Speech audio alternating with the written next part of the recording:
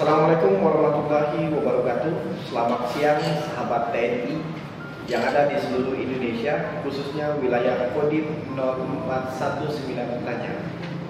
Perkenalkan, nama saya Ardian. Saya sebagai host di program podcast Kodim 0419 Tanyang. Hari ini kita akan berbincang mengenai informasi bagi generasi muda yang ingin menjadi prajurit TNI. Tentunya saya tidak sendirian, saya ditemani dengan narasumber yang lebih valid agar teman-teman di rumah tidak penasaran. Di sini saya bersama Bapak Lettu Sugi Haryanto SH yang menjabat sebagai Pasipers Kodim 0419 Tanyang. Selamat siang Pak Sih. Selamat siang Mas Adi, selamat siang sahabat TNI. Baiklah Pak Sih, hari ini kita akan membagi informasi kepada teman-teman muda yang ingin menjadi prajurit TNI Pak Sih. Iya. Kalau untuk pendaftaran kita Pak Sih, kapan dimulainya? Khususnya di Cata gelombang 3, kemudian Capa gelombang 2 Pak Sih. Terima kasih Mas Adi. Hari ini saya akan memberikan penjelasan untuk pemirsa atau sahabat-sahabat TNI yang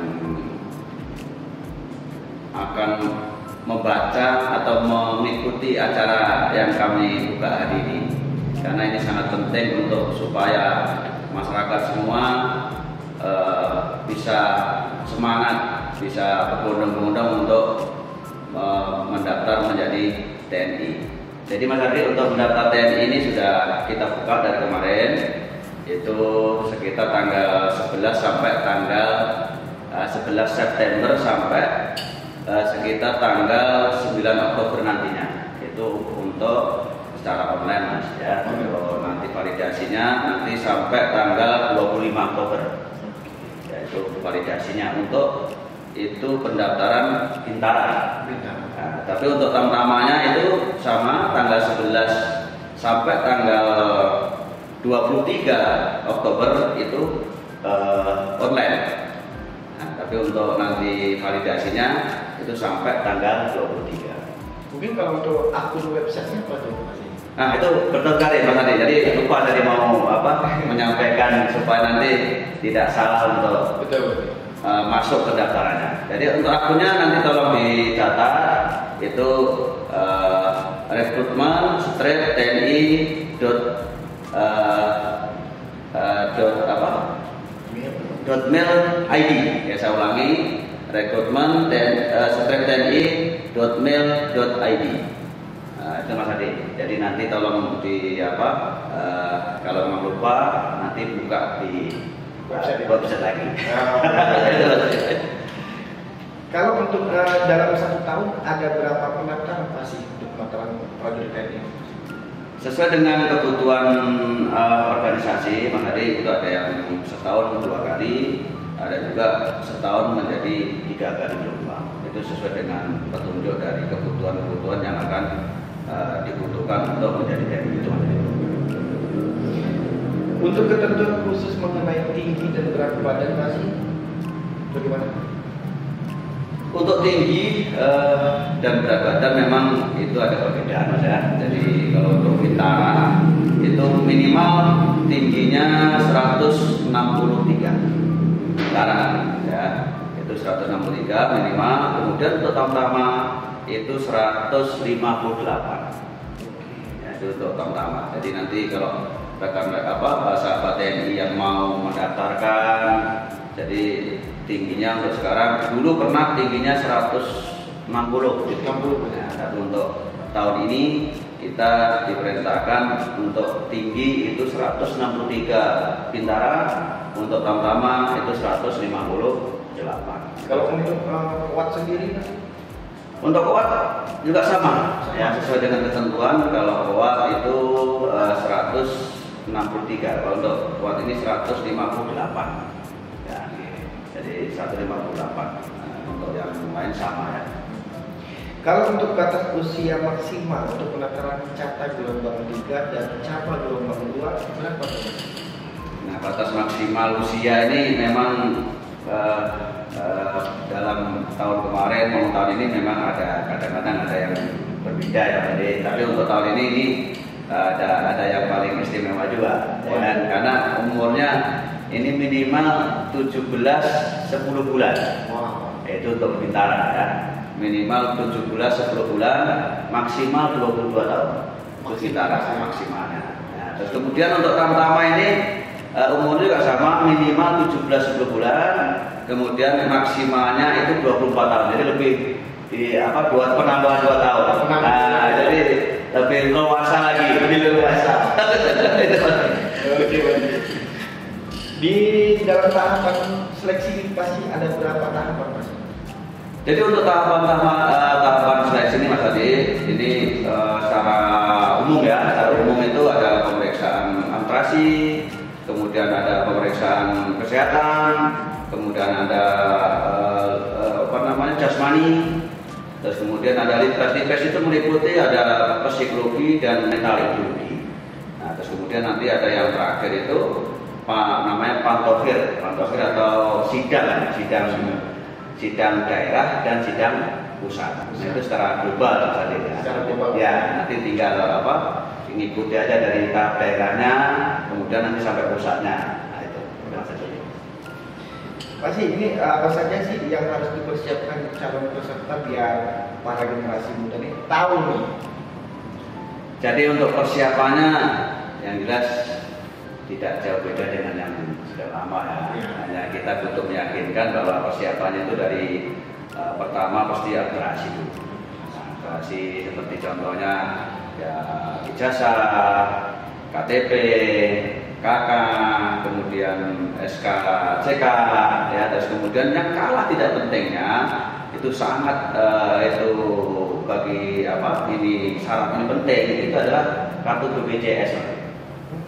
Jadi kartu BPJS ini harapannya sangat mutlak. Nah, jadi harapannya pada waktu sudah daftar TNI ini kartu BPJS sudah ada. Diwajibkan apa saja? Wajib. Nah, ini wajib. Makanya sebelum daftar TNI ini kartu BPJS wajib ada. Wajib ada. Ya, itu ada. Banyak teman-teman generasi muda pasti mempertanyakan, katanya untuk pendidikan TNI itu keras. Apakah sedemikian atau bagaimana? Nah, ini memang kalau dilihat dari ya kawan-kawan yang luar, anggapan masyarakat, ini kalau dilihat kan TNI ini identik dengan pukul memukul. Ya. Nah, itu identiknya begitu. Tetapi itu kan anggapan luar. Padahal kalau pendidikan itu sudah diukur sesuai dengan ketentuan. Artinya pendidikannya itu sudah diukur dengan tahap-tahap yang sudah pernah dilaksanakan. Jadi pendidikan yang dianggap keras itu sebenarnya bukan untuk mendidik kekerasan, itu untuk mendidik kedisiplinan,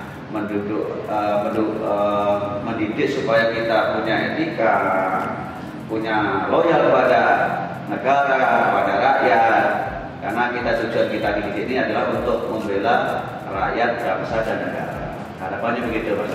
Berarti di dalam materi pasti kerasnya keras positif. Ya, betul.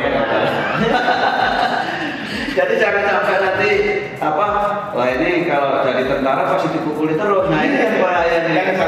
Jangan dulu kan gitu. Jadi tidak ada seperti itu. Jadi anggapan itu sebenarnya tidak benar. Jadi kalau orang masih menganggap ada hal seperti itu berarti itu salah. Ya, karena di dalam pendidikan pun tidak ada hal seperti itu. Nah, itu Mas Adi. Oke Mas, setelah para peserta ini lulus menjadi prajurit TNI, apakah peserta ini bisa memilih lokasi dia bertugas? Nah ini sangat menarik nih Mas. Ya, ini menarik nih kalau istilahnya kita bicara mengenai penempatan ini, kadang-kala kita bisa kalau saya bicara mengenai bisa nggak balik ke Jambi, ya sebagian besar juga bisa.